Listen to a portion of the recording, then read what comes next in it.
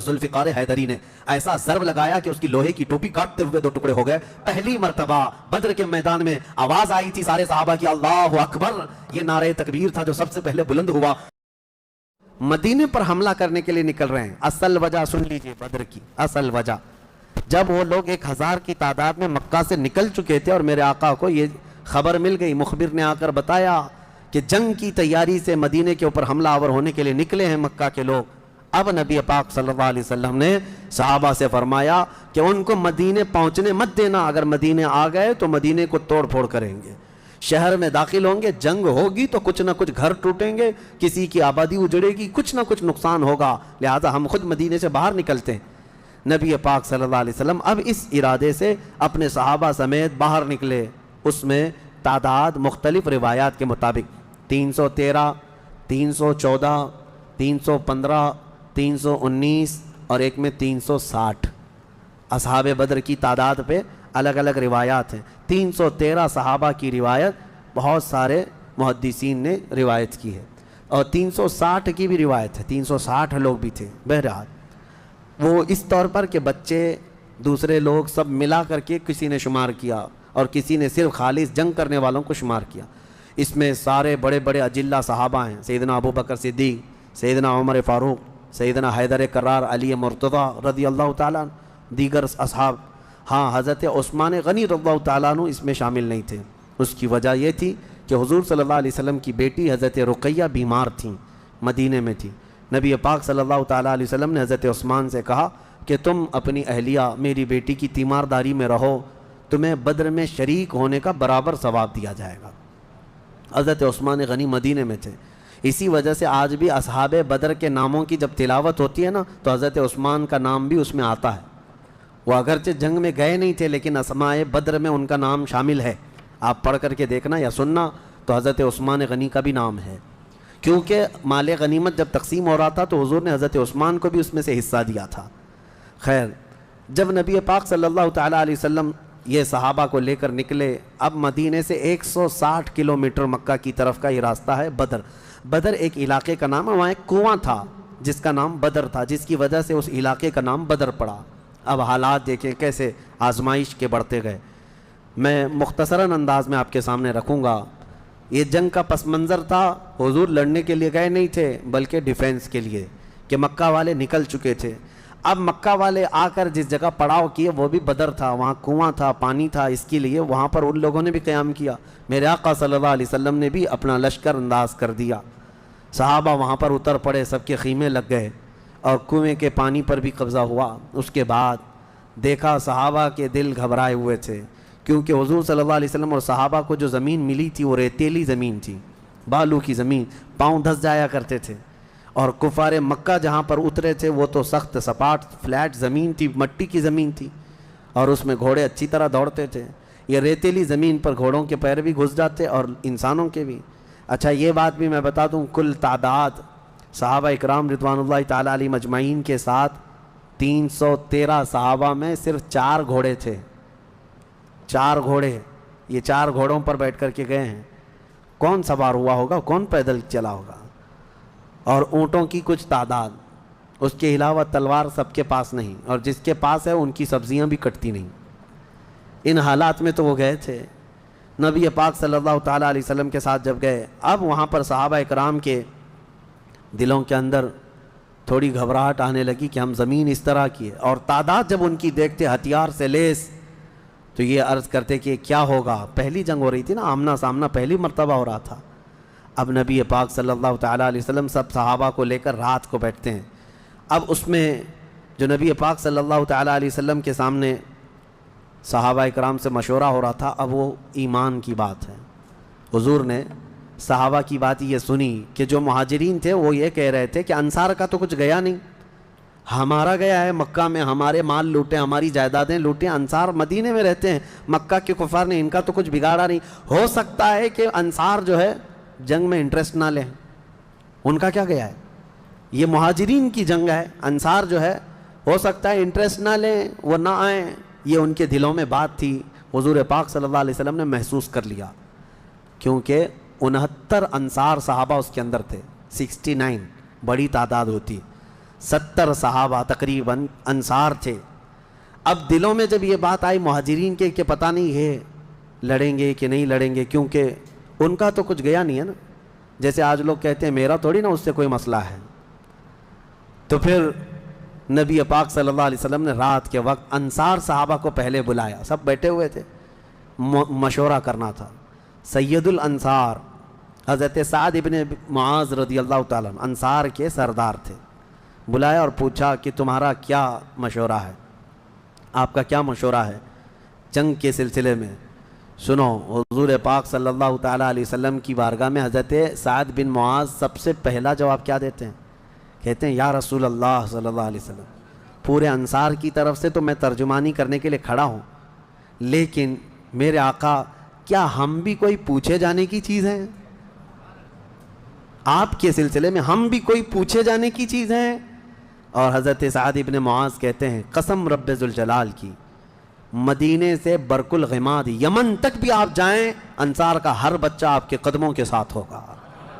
آپ تو صرف بدر تک آئے یا رسول اللہ، اگر ہمیں پیدل یمن تک بھی لے جاتے ہم آپ کے پیچھے جاتے۔ ان کے الفاظ میں سناؤں ایمان تازہ ہو جاتا ہے۔ حضرت سعد ابن معاذ رضی اللہ تعالیٰ عنہ فرماتے ہیں یا رسول اللہ صلی اللہ علیہ وسلم، آج میں سارے انصار صحابہ کی طرف سے ترجمانی کرتے ہوئے، جس کو کہتے ہیں ریپریزنٹیٹیو، میں کھڑا ہوں، عرض کرتا ہوں میرے آقا اگر کسی کے ذہن میں یہ بات ہے تو وہ نکال دے کہ ہم صرف اپنے وطن میں رسول اللہ کی مدد کرتے ہیں، بلکہ اللہ کے نبی صلی اللہ تعالیٰ علیہ وسلم جس کونے میں جائیں گے انصار کو وہاں حضور پائیں گے۔ اب حضور کی بارگاہ میں عرض کرتے ہیں آقا آپ کو کل اختیار ہے، آپ کو کل اختیار ہے۔ اب سنو حضرت سعد ابن معاذ کے یہ بدر کے میدان سے ایک دن پہلے کے الفاظ ہیں، ایک دن پہلے کے الفاظ ہیں، یا رسول اللہ صلی اللہ علیہ وسلم آپ کو کل اختیار ہے، جس کا رشتہ ملانا ہے ملا دیجیے آپ، اور جس کو توڑنا ہے آج ہی آپ فرما دیں، ہم ہمیشہ آخری سانس تک کے لیے توڑ دیں گے۔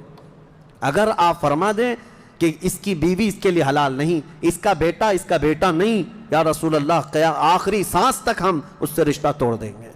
یہ بدر میں جانے سے پہلے حضرت سعد ابن معاذ کہتے ہیں جس کا رشتہ آپ ملانا چاہیں میرے آقا ملا دیں، اور جس کا ختم کرنا چاہتے ہیں توڑ دیں، اور جس کو موجودہ حالات میں رکھنا چاہتے ہیں میرے آقا پسند فرما لیں، اور ہمارے مال آپ کے لیے حاضر ہیں یا رسول اللہ، اور ہمارے جس قدر منشا ہو قبول فرمائیں۔ ہاں حضرت سعد ابن معاذ کہتے ہیں ہمارے پاس جو کچھ بھی ہے یا رسول اللہ یہ ہمارا مال حاضر ہے۔ اب یہ دیکھو ادب کے الفاظ، حاضر ہے یا رسول اللہ، جتنا آپ کو چاہیے ہمارا پورا مال قبول کر لیں اور جتنا چاہے چھوڑ دیں، اور قسم رب ذوالجلال کی جو آپ نے چھوڑ دیا وہ دنیا کی سب سے بری چیز ہے ہمارے لیے، جو آپ نے قبول کیا وہ ہمارے لیے سب سے عمدہ چیز ہے۔ یہ بدر کے میدان میں حضرت سعد ابن معاذ رضی اللہ تعالیٰ عنہ کی تقریر چل رہی ہے، اور اس کے بعد حضور پاک صلی اللہ تعالیٰ علیہ وسلم کی بارگاہ میں یہ کہتے ہیں یا رسول اللہ قسم اس رب ذوالجلال کی جس نے آپ کو سچی نبوت کے ساتھ بھیجا، اللہ کی قسم اگر آپ ہمیں حکم دیں سمندر کو چیر کر نکل جانا ہے، رب ذوالجلال کی قسم یا رسول اللہ انصار کا ہر بچہ سمندر میں کود پڑے گا۔ یہ بدر سے پہلے کی تقریر۔ اب ان کی تقریر سن کر حضور بڑے خوش ہوئے، میرے آقا صلی اللہ تعالیٰ علیہ وسلم نہایت ہی خوشی کا اظہار فرماتے ہیں، اور اس کے بعد پھر حضرت مقداد بن اسود ایک صحابی ہیں کھڑے ہوتے ہیں، پوچھا یا رسول اللہ صلی اللہ علیہ وسلم آپ صحابہ سے مشورہ لے رہے ہیں کس بات کا؟ کہا جنگ ہونا چاہیے نہیں ہونا چاہیے؟ حضرت مقداد بن اسود کہتے ہیں یا رسول اللہ ہم بنی اسرائیل نہیں ہیں جنہوں نے موسیٰ علیہ السلام سے کہا تھا اے موسیٰ آپ اور آپ کا خدا جائیے قوم جبارین سے لڑیے، ہم یہاں بیٹھ کے دیکھیں گے۔ نہیں یا رسول اللہ ہم امت محمدیہ ہیں، جہاں میرے آقا کا پسینہ گرے گا ہم سب کا خون کا قطرہ وہاں گرے گا، جب تک ہمارے جسم میں آخری قطرہ بھی خون کا باقی ہے ہم میں سے کوئی پلٹنے کا تصور بھی نہیں کرتا۔ یہ رسول پاک صلی اللہ علیہ وسلم کے چہیتے صحابہ کی تقریریں تھیں، سب کے جذبے جوان تھے، کوئی لوٹنا نہیں چاہتا، کوئی پلٹنا نہیں چاہتا۔ اب صحابہ کو باہر کر کے حضور خیمے میں چلے گئے۔ اب سنو حضور پاک صلی اللہ تعالیٰ علیہ وسلم جیسے ہی خیمے میں گئے، جہاں آج مسجد عریش بنی ہے اس کو عریش کہا جاتا حضور کے خیمے کو، حضور سجدے میں گر گئے۔ سجدے میں گرنے کے بعد نبی پاک صلی اللہ تعالیٰ علیہ وسلم اتنا گریہ وزاری کر رہے تھے، اتنا رو رہے تھے سجدے میں حضور پاک صلی اللہ علیہ وسلم، اور جو صحابی ان کی خدمت میں کھڑے تھے وہ کہتے ہیں نبی پاک صلی اللہ تعالیٰ علیہ وسلم کی الفاظ میں سن رہا تھا ابتحالات کو، عرض یوں کر رہے تھے، اے اللہ ایک چھوٹی سی فوج، ایک چھوٹی سی جماعت تیرے دین کی نصرت کے لیے میدان میں اتری ہے، اے اللہ اگر اس جماعت کی تو کل مدد نہ کرے گا تو قیامت تک اس روئے زمین پر کوئی سجدہ کرنے والا نہیں آئے گا، اے اللہ قیامت تک کوئی تیری عبادت نہیں کر سکے گا۔ یہ محبوبانہ انداز ہے میرے آقا کا، یہ کوئی دھمکی نہیں ہے اللہ کو، رب تعالیٰ کی بارگاہ میں گڑ گڑانا کہ مولا اگر ان کی مدد نہیں کرے گا تو پھر کون تیری عبادت کرے گا۔ اور اس کے بعد اچانک حضور صلی اللہ علیہ وسلم اٹھے سجدے سے، پیشانی چمک رہی تھی اور حضور مسکرا رہے تھے۔ دو صحابہ کھڑے تھے، کہا یا رسول اللہ صلی اللہ علیہ وسلم آپ اتنی گریہ وزاری کرتے کرتے بھی مسکرانے لگے۔ کہا میرے رب نے میری ڈھارس بندھا دی، مبارک ہو، بشارت ہو، میں نے ابھی ابھی جبرائیل کو جنگی لباس پہن کر اترتے دیکھا ہے، جبرائیل امین آ گئے ہیں۔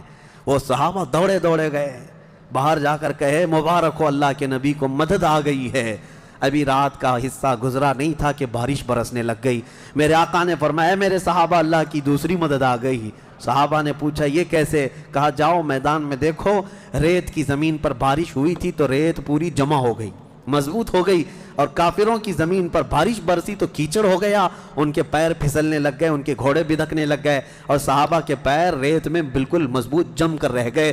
حضور نے فرمایا بارش بھی اللہ نے تمہاری مدد کے لیے نازل فرمائے۔ صبح اٹھتے ہیں، صبح ہوتی، حضور اکرم نہیں رات کے وقت ہی، ابھی رات کا وقت ہے، صحابہ کے دل کی تسلی کے لیے میرے آقا اپنے ہاتھ میں ایک چھڑی لے کر جاتے ہیں میدان میں، صحابہ پیچھے پیچھے ہیں، لکیر کھینچا، حضور نے فرمایا کل یہاں ابو جہل گر کے مرے گا، دوسری لکیر کھینچا اور کہا یہاں عتبہ مرے گا، تیسری لکیر کھینچ کر کہا یہاں شیبہ مرے گا۔ یہ بڑے بڑے پہلوانوں کے نام حضور گنا رہے تھے، صحابہ دل ہی دل میں خوش ہو رہے تھے، ان کا یقین کامل اتنا تھا نبی نے جو فرما دیا وہ ہو کر رہے گا۔ رات کے وقت ہی صحابہ کو یہ معلوم تھا ان کفار کے کتنے وکٹ گرنے والے ہیں، کتنے پہلوان زمین بوس ہونے والے ہیں، کتنے موت کی گھاٹ پہنچنے والے ہیں، صحابہ کو یہ معلوم ہو گیا تھا اور دل چوڑے تھے، سینے کشادہ تھے۔ صبح ہوتی ہے، نبی پاک صلی اللہ تعالیٰ علیہ وسلم ابھی اپنے خیمے میں تھے، عریش میں، میدان بدر کے خیمے میں تھے۔ ایک صحابی دوڑتے ہوئے آتے ہیں، آ کر کے بارگاہ مصطفیٰ میں عرض کرتے ہیں یا رسول اللہ صلی اللہ علیہ وسلم ہماری تعداد بڑھ گئی، ہماری تعداد بڑھ گئی۔ حضور پاک صلی اللہ علیہ وسلم سے وہ کہہ رہے ہیں پہلے کافروں کی تعداد اتنی زیادہ تھی، 1000 کی تعداد، صحابہ دیکھتے گھبرا جاتے، اور اس پر وہ کمینے کیا کر رہے تھے؟ رات بھر ناچ رہے تھے، گانے گا رہے تھے، کباب بھون رہے تھے اور نعرے لگا رہے تھے جیت ہماری، جیت ہماری، جیت ہماری، جیت ہماری۔ ان کے الفاظ تھے، اشعار گنگنا رہے تھے، اور رات بھر کھانا پینا، رقص سرور، ڈھول باجے سب چلتا رہا، اور ادھر صحابہ عبادت میں مصروف ہیں، اللہ کی بارگاہ میں گڑ گڑا رہے ہیں۔ اور صبح جب ہوئی تو ایک صحابی دوڑتے ہوئے آئے، کہا میرے آقا ہماری تعداد بڑھ گئی ہے، 313 نکلے تھے لیکن میدان میں بہت زیادہ ہو گئے ہیں ہم لوگ۔ حضور پاک صلی اللہ علیہ وسلم نے فرمایا میرے چہیتے جاؤ، وہ ہماری تعداد نہیں، اللہ کے ملائکہ آ چکے، اللہ کے فرشتے آ چکے تمہارے اس فوج کے اندر۔ صحابہ کہتے ہیں جب میدان میں ہم اترے، اب یہ 17 رمضان المبارک جمعہ کا دن تھا، یوم البدر، یوم الفرقان جس کو کہتے ہیں۔ میرے عزیزو، اسلام کی عظیم تاریخ پنہاں ہے، اس میں عظیم تاریخ پنہاں ہے۔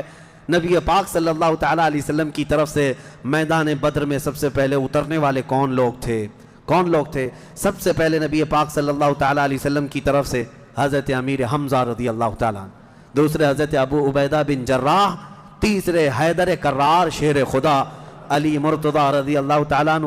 یہ تینوں حضرات اترے، اور ان کے مقابل میں جو کفار آئے تھے وہ اپنے اپنے وقت کے بڑے بڑے پہلوان تھے، بڑے بڑے پہلوانوں کو انہوں نے اتارا تھا میدان بدر میں۔ اور جب مقابلہ ہوا تو سب سے پہلا وار حضرت امیر حمزہ کا سامنے والے پر پڑا، وہ گاجر کی طرح کٹ کر گر گیا ایک ہی وار میں۔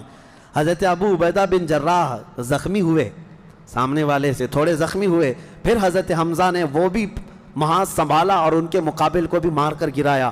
ادھر حضرت علی کرم اللہ وجہہ الکریم کی عمر کم تھی، اس وقت ان کی عمر زیادہ نہیں تھی، 22 سال کی عمر یا 25 سال کے اس وقت کی عمر تھی حضرت علی کرم اللہ وجہہ الکریم کی۔ اس وقت حضرت علی جب آئے بالکل جوانی، یعنی 20-22 سال کی عمر، مولا علی کرم اللہ وجہہ الکریم نے اس سے جب مقابلہ کیا تو ذوالفقار حیدری نے ایسا ضرب لگایا کہ اس کی لوہے کی ٹوپی کاٹتے ہوئے دو ٹکڑے ہو گئے۔ پہلی مرتبہ بدر کے میدان میں آواز آئی تھی سارے صحابہ کی اللہ اکبر، یہ نعرہ تکبیر تھا جو سب سے پہلے بلند ہوا۔ فرماتے ہیں اس آواز کی ہیبت ایسی تھی کہ کفار کے خیمے ہل گئے اور ان کی صفوں میں ہلچل مچ گئی، دہشت طاری ہو گئی۔ صحابہ کے اسی نعرے کو دیکھ کر علامہ اقبال نے شعر کہا تھا، یہ نکلے تھے مڑی ہوئی تلواریں لے کر، کٹی ہوئی اور زنگ آلود تلواریں لے کر جن سے سبزی نہیں کٹتی تھی، لیکن جب نعرہ لگائے تھے اللہ کی مدد ایسی آئی تھی کہ یہ سب زمین بوس ہو گئے دشمن۔ اقبال نے کہا تھا کفر دم توڑ دے گا ٹوٹی ہوئی شمشیر کے ساتھ، کفر دم توڑ دے گا ٹوٹی ہوئی شمشیر کے ساتھ، گر تم نکلا جاؤ ایک بار نعرہ تکبیر کے ساتھ۔ یہ انہی صحابہ کا نعرہ تھا جب انہوں نے پہلی مرتبہ بلند کیا۔ یہ لڑائی چلتی رہی شام تک، شام ہونے نہ پائی، دوپہر تک اس لڑائی کو پہلے ایک بعد دیگرے، اس کے بعد پھر گھماسان کی لڑائی ہوئی۔ لیکن کفار مکہ میں سے کچھ لوگ کہتے ہیں ہم تو بڑے حوصلوں سے آئے تھے لڑنے کے لیے، بڑے حوصلوں سے آئے تھے، جن کو یہ مدینے میں مکہ میں پکڑ کے مارتے تھے وہ آج ان کے مقابل میں تھے، کوئی کسی کا غلام تھا، کوئی کسی کا رشتہ دار بھی تھا، لیکن مقابلے میں جب آئے وہ کفار مکہ کہتے ہیں ہم تو بڑے ہمت کے ساتھ لڑنے کے لیے آئے تھے، لیکن جب ہم لڑنے جا رہے تھے تو ہمارے مقابل میں اجنبی لوگ آ رہے تھے، اجنبی لوگ آ رہے تھے، اور ان کی ہیبت ایسی طاری ہوتی کہ ہم نے ان کو نہ مکے میں کبھی دیکھا تھا نہ مدینے میں کبھی دیکھا تھا۔ یہ وہ بدری ملائکہ تھے جو جبرائیل امین کی سپہ سالاری میں آئے تھے۔ اب یہاں ایک بات میں بتانا چاہتا ہوں، ایک فرشتہ اتر جائے کافی ہے۔ آپ کو پتا ہے قوم شعیب جب نافرمانی کر رہی تھی تو اللہ تعالیٰ نے عذاب کیا بھیجا تھا؟ جبرائیل امین علیہ السلام کو اتارا تھا، انہوں نے ایک چیخ ماری تھی، چنگھاڑ، اور ان کی آواز کی ہیبت سے جتنے پہاڑوں میں تھے یہ قوم شعیب سب کے بھیجے کانوں سے نکل آئے تھے اور زمین پر گر کر مر گئے تھے۔ تو یہاں جبرائیل امین اکیلے آ جاتے، صرف آواز لگاتے، کسی کو تلوار اٹھانے کی بھی ضرورت نہیں، یہ 1000 پورے کیڑے مر جاتے۔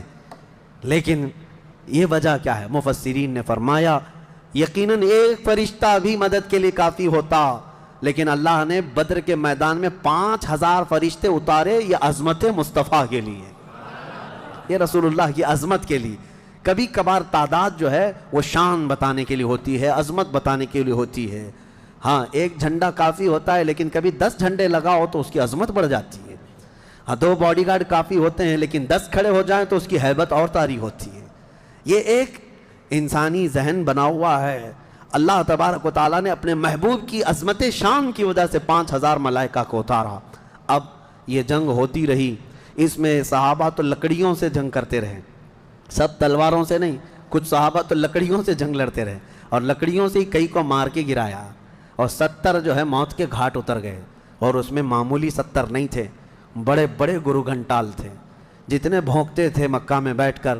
ابو جہل مر گیا، حضرت بلال حبشی کا آقا امیہ بن حرب وہ مر گیا، اور کئی ایسے بڑے بڑے عتبہ شیبہ جیسے بڑے بڑے کافر، یہ سب کے سب موت کے گھاٹ اتر گئے۔ بدر کی ایک لڑائی ایسی کہ اچھوں کی جڑ کاٹ کر رکھ دیا۔ اب یہاں پر حضور پاک صلی اللہ تعالیٰ علیہ وسلم کا رحم بھی دیکھیں، حضور ملاحظہ فرما رہے تھے جب امیہ گر کر زخمی ہوا تھا، حضور نے جو صحابی لڑ رہے تھے کہا کہ روک دو اس کو۔ امیہ جو لڑ رہا تھا وہ بڑا ہٹا کٹا پیسہ والا مکہ کا بڑا آدمی تھا، تو جو صحابی لڑ رہے تھے انہوں نے گرا دیا، وہ زخمی ہو کر گرا، حضور نے فرمایا چھوڑ دو اس کو، وہ صحابی ہٹ گئے۔ حضور نے فرمایا بلال حبشی کو بلاؤ۔ بلال کہاں ہے؟ بلال آئے، کہا اے بلال آؤ، جتنا اس نے تڑپایا تھا خوب آج تم بدلا لو اس کے ساتھ، کیونکہ یہی وہ تھا جو حضرت بلال کو ایک ڈرم میں ڈال کر دن بھر رکھتا تھا، لوہے کی ایک ٹاکی بنا کر اس میں ڈال کر اوپر سے ڈھکن ڈال کر گرم دھوپ میں ان کو ایسے ہی رکھ دیتا تھا، بغیر کھانا پانی دیے شام تک ان کو کھولا جاتا تو ان کا جسم پورا اجمرا ہو جاتا تھا، ان کی پیٹھ ایسی گل گئی تھی انگاروں میں سلانے کی وجہ سے کہ ریڑھ کی ہڈی دکھتی تھی۔ یہ حضرت بلال کے ساتھ کیا تھا، حضرت بلال حبشی نے مار کر اس کو ختم کیا۔ عدو اللہ، اور حضرت بلال مارتے وقت کیا کہہ رہے تھے یہ بھی سنیے، یہ صحابہ کا جذبہ ہے۔ کہتے ہیں اس کو قتل کیا اور یوں کہا انت عدو اللہ و عدو رسولنا، میں نے تجھے مار دیا ہے اس لیے کہ تو اللہ کا اور میرے حبیب کا دشمن تھا، یہ نہیں کہ مجھے تڑپاتا تھا، یہ نہیں کہ تو نے مجھے بہت مارا ہے اب چکھ لے مزہ۔ حضرت بلال یہ کہتے ہیں تو اللہ کا دشمن تھا اور میرے مصطفیٰ کا دشمن تھا، میں نے تجھے ختم کیا۔ یہ بدر کی وادی میں حضرت معاذ اور معوذ بن عفراء رضی اللہ عنہما، دو چھوٹے بچے، بچوں پر جہاد تو ہے نہیں، لیکن یہ ضد کر کے اصرار کر کے حضور کے پاس آئے تھے، کہا ہمیں اجازت دے دے۔ میرے آقا نے ان کو اجازت دی تو یہ جنگ میں شریک ہوئے۔ حضرت عبد الرحمن بن عوف کہتے ہیں صاحب بڑے بڑے صحابہ، جنگ کے میدان میں نفسا نفسی کا عالم ہوتا ہے، اپنا ڈیفنس کرنا ضروری ہوتا ہے، کہاں سے تیر آئے کہاں سے تلوار آئے، لیکن یہ دو بچے اس طرح سے میدان میں ہیں کہ حضرت عبد الرحمن بن عوف سے کہتے ہیں چچا ہمیں ایک بات بتائیے، ابو جہل کس کا نام ہے؟ حضرت عبد الرحمن بن عوف کہتے ہیں میں ہنس پڑا، ان کی عمر 13 سال کے آس پاس کی تھی۔ کہتے ہیں یہ کیا کرو گے تم؟ وہ سردار قریش ہے، پہلوان ہے مکہ کا۔ ان بچوں نے کہا ہم نے دیکھا تو نہیں مگر سنا ہے اس خبیث کے بارے میں کہ وہ ہمارے آقا کو گالیاں دیتا ہے، وہ ہمارے نبی کو گالیاں دیتا ہے۔ یہ اصل محافظین مصطفیٰ تھے، محافظین ناموس رسالت تھے، نبی پاک صلی اللہ علیہ وسلم کی عزت کے لیے۔ میرے عزیزو یہ بچے کھیلنے کے لیے ضد نہیں کر رہے تھے، جان ہتھیلی پر لانے کے لیے ضد کر رہے ہیں۔ حضور پاک صلی اللہ علیہ وسلم کی بارگاہ میں آئے اور اس کے بعد حضرت عبد الرحمن بن عوف کہتے ہیں میں ابھی بات چیت کر ہی رہا تھا کہ ابو جہل سامنے گھوڑے پر بیٹھا جا رہا تھا، میں نے اشارے سے بتایا وہ دیکھو وہی مردود ہے جو گھوڑے پر جا رہا ہے۔ یہ دونوں بچے چیل کی طرح جھپٹ گئے اس کی طرف اور بھاگتے ہوئے اس کی طرف گئے۔ ابو جہل کو یہ ایکسپیکٹیشن ہی نہیں تھا، یہ امید ہی نہیں تھی کہ اس کے مقابل میں کبھی کوئی بچہ آ سکتا ہے۔ غرور و تکبر میں ہمیشہ وہ سوچتا تھا بڑے بڑوں سے ہی لڑنا ہے ہم کو، اور دیکھا تو چھوٹے بچے آئے، ایک بچے نے گھوڑے کی ٹانگ پر تلوار ماری، ابو جہل نیچے گر گیا، گھوڑا بھی گرا وہ بھی گرا، اور جیسے ہی گرا دونوں اس کے سینے پر چڑھ کر بیٹھ گئے، سینے پر چڑھ کر بیٹھ گئے اور گردن پر تلوار رکھی۔ تو جانتے ہیں ظالم یہ زمانے بھر کا بڑا گستاخ اور گستاخوں کا باپ کیا کہتا تھا، عربی میں شعر کہہ رہا ہے اس وقت، کہتا ہے میں عرب ہوں موت سے ڈرتا نہیں، میں عرب ہوں موت سے ڈرتا نہیں، لیکن افسوس مجھے اس بات کا ہے کہ میرے مقابل کا آیا نہیں۔ اس کو افسوس یہ ہے کہ مجھے کوئی پہلوان نے مارا نہیں، مجھے چھوٹے بچے مار رہے ہیں۔ اور بعض لوگوں نے کہا کہ اس کی یہ خواہش تھی، کہا کاٹنا ہے تو گردن تھوڑا نیچے سے کاٹو، کیونکہ سب کٹے ہوئے گردنیں رکھی جائیں تو میری گردن تھوڑی اونچی دکھے۔ غرور و نخوت کبھی نہیں جاتا، گھمنڈ و تکبر کبھی نہیں جاتا۔ ان بچوں نے ختم تو کر دیا ابو جہل کو، اور مشہور ہے کیا ہی بہترین کہا، ہم جیسے لاکھوں کروڑوں کی جوانیاں ان بچوں کے قدموں پر قربان ہوں، ہم ان کے ناخنوں تک بھی نہیں پہنچ سکتے جنہوں نے دفاع کیا ہے، ڈیفنس کیا ہے میرے مصطفیٰ کی عزت کا۔ اوروں نے کافروں کو مارا ہوگا، ان بچوں نے تو پورے کفر کو مارا ہے۔ اوروں نے جاہلوں کو مارا تو انہوں نے ابو جہل کو مارا ہے، جہالت کے باپ کو مارا ہے۔ اسی جنگ میں شہزادے حضرت معاذ کا مونڈھا کسی کافر نے مار کر کے ختم کر دیا، تلوار سے کندھے کو مار دیا، لیکن جذبہ ختم نہیں ہوا۔ اس بچے نے دوسرے ہاتھ میں تلوار لی اور لڑنا شروع کیا، اور اپنے ہاتھ کو پیر میں دبا کر کھینچ کے نکال دیا۔ یہ زیادہ دیر تک نہیں، یہ دونوں شہزادے لڑتے رہے میدان بدر میں۔ شام سے پہلے پہلے دونوں بچے بھی شہید ہوئے، حضرت معاذ بھی شہیدوں میں ہیں، حضرت معوذ بھی شہیدوں میں ہیں۔ کس باپ کے یہ بیٹے تھے، کس گھر میں آنکھیں کھولی تھی انہوں نے، جہاں ماں کو قرآن کی تلاوت کرتے سنا، باپ کو محراب عبادت میں دیکھا، اور گٹھی میں ان کے پلایا ہوا تھا عظمت مصطفیٰ۔ سب سے پہلی چیز ہے میرے عزیزو، یہ جان دے چکے میدان میں۔ نبی پاک صلی اللہ علیہ وسلم شام کے وقت جنگ کا پانسا کیسے پلٹا، یہ صحابہ ایسے گھستے چلے گئے ان کے صفوں میں کہ وہ ہیبت سے بھاگنے پر مجبور ہو گئے۔ مکہ کے کفار جتنے بھی تھے سب کے سب اپنا ساز و سامان چھوڑ کر میدان سے بھاگنے لگ گئے۔ وہاں پر اپنے مویشی چھوڑا، اپنے بہت سارے چھوڑا، یہاں تک کہ 70 قیدی پکڑ میں آئے اور 70 مارے جا چکے تھے، 140، اور صحابہ میں 13 شہید تھے، ایک زخمی تھے۔ 13 شہید ہوئے، ایک زخمی تھے حضرت عبیدہ بن حارث، وہ بھی راستے میں جا کر شہید ہوئے۔ تو جنگ بدر کے ٹوٹل شہید 14 ہیں، باقی وہ 70 اور 140 پورے ٹوٹل یعنی قیدی ملا کر۔ شام کے وقت اب سنو میرے آقا صلی اللہ علیہ وسلم کا معجزہ۔ صحابہ کہتے ہیں حضور نکلے، میدان میں آئے، سب کافروں کی لاشیں ایک جگہ کھینچ کر لا کر گڑھے میں ڈال دی گئیں، لیکن لاشیں دیکھنے کے لیے حضور میدان میں جا رہے تھے۔ صحابہ کہتے ہیں قسم خدا کی ہم نے دیکھا हुजूर ने जिसके लिए जो दायरा खींचा था वो काफिर वहीं गिर के मरा था, एक बाल भी बाहर नहीं था। हुजूर ने जिसके लिए लकीर खींचा था वो काफिर उसी में गिर कर मरा हुआ था। हुजूर ने जो निशान बनाया था, अबू जहल वहीं मरा हुआ था, उतबा वहीं मरा हुआ था, शैबा वहीं मरा हुआ था। आज के मुनाफिकीन के लिए भी ये दर्स है। ये देखें जंग बद्र की तारीख को, नबी पाक सल्लल्लाहु अलैहि वसल्लम एक दिन पहले ये बता रहे हैं कि कौन कहाँ मरेगा, और ये अभी तक इस बहस में है कि पीठ पीछे का इल्म नहीं, दीवार पीछे का इल्म नहीं। या अपने जैसा नबी को भी क़यास करते हैं। अल्लाह हिदायत अता फरमाए।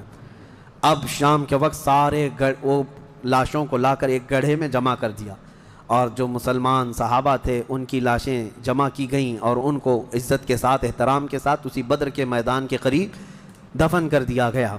और काफिरों की लाशों के पास खड़े होकर हुजूर ने फिर एक खुतबा दिया, खुतबा दे रहे थे, और उसमें हुजूर सल्लल्लाहु अलैहि वसल्लम ये फरमा रहे थे, ऐ लोगो, हमारे रब ने जो हमसे वादा किया था वो पूरा कर दिखाया अल्लाह ने। बताओ तुम्हारा खुदा जो तुमसे कोई वादा किया था क्या तुमको भी पूरा कर दिया? क्या तुमने मौत के बाद वो चीज़ पा ली जिसके लिए तुम लड़ते थे? सहाबा पूछने लगे, या रसूल अल्लाह सल्लल्लाहु अलैहि वसल्लम, आप ये किसको सुना रहे हैं? ये मरे हुए कुफार को। हुजूर ने फरमाया, ये तुमसे भी ज़्यादा सुनते हैं, मरने के बाद वो तुमसे भी ज़्यादा सुनते हैं। इसीलिए हुजूर पाक सल्लल्लाहु अलैहि वसल्लम ने फरमाया कि मुर्दा लोगों की बातें तो छोड़ें, चलने वालों के पैर के चप्पल के नीचे जो आवाज़ आती है वो भी मुर्दा सुनता है, उसके कान बढ़ जाते हैं।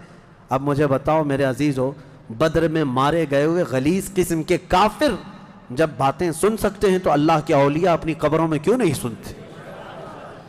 अंबिया इकराम और औलिया इकराम अपनी कब्रों में नहीं सुनते? हम जाते हैं और इसी यकीन के साथ जाते हैं कि वो कब्रों में हमारी बातों को सुनते भी हैं, और अल्लाह ने उनको तसर्रुफ और इख्तियार दिया हो तो हमारे हक़ में अल्लाह की बारगाह में सिफारिश भी करते हैं। ये है जंग बद्र। इसका खुलासा यही है कि वो अगरचे 313 निहत्ते थे लेकिन यकीन कामिल था। इसी को इकबाल ने कहा है, यकीन महकम अमल पे हम, जिहाद मोहब्बत फातह आलम, जिहाद ज़िंदगानी में हैं ये मर्दों की शमशीरें।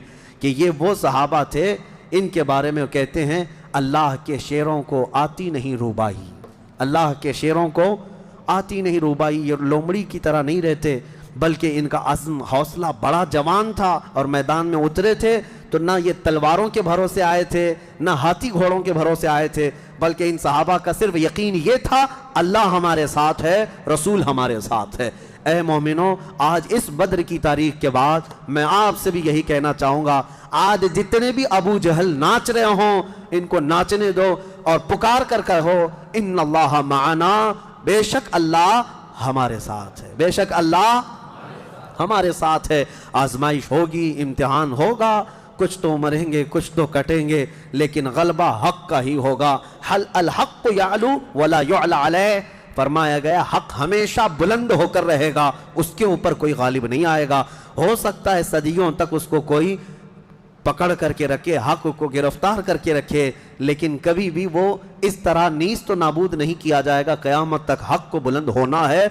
अल्लाह करीम हम सबको हक जमात के साथ ज़िंदा रखे और हमें ग़लबा इस्लाम का वो सुनहरा दौर अता फरमाए, जब हम देखें हमारे हर घर से आवाज़ आए, लब्बैक या लब्बैक या लब्बैक या